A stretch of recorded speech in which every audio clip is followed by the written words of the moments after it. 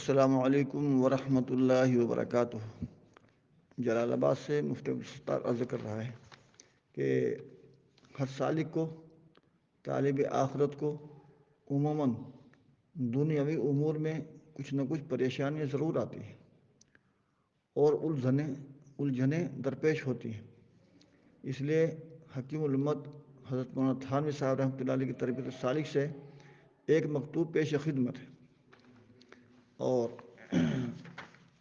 کسی نے حضرت کو لکھا کہ حضرت ان دنوں بندے کی طبیعت بہت پریشان ہے، اگرچہ دنیاوی امور کے متعلق یہ ناچیز حضرت کو کچھ لکھنا نہیں چاہتا، مگر کیا کروں، اس پریشانی کا اثر دین کے کاموں میں پڑ رہا ہے، اس لیے عرض کرنا مناسب سمجھا، کیونکہ معمولات، اوراد و وظائف، ذکر و شغل حسب معمول نہیں ہو رہے۔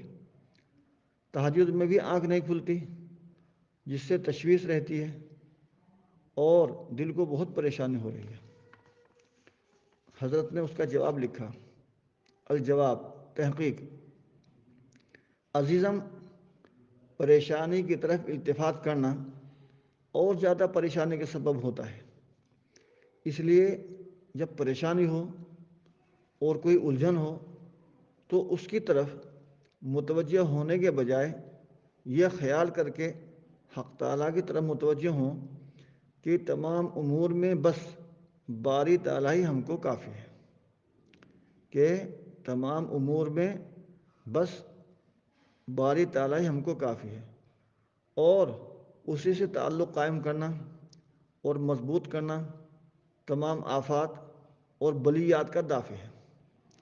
بس اس طریقے علاج سے آنن فانن تمام پریشانیوں کا اثر گھٹ جائے گا، حتیٰ کہ بالکل زائل ہو جائے گا اور نیست و نابود ہو جائے گا انشاءاللہ تعالی۔